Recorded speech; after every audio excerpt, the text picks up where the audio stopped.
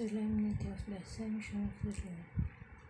Today's Solemnity of the Ascension of the Lord celebrates the vindication of Jesus as he willingly descended from heaven and chose to be with humanity, as one of and like them except for sin, in order to save the world and humanity immersed in sin.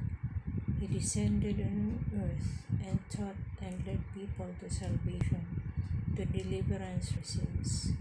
But being of ordinary stature, his own did not accept him, although not all of them, as John the Evangelist says.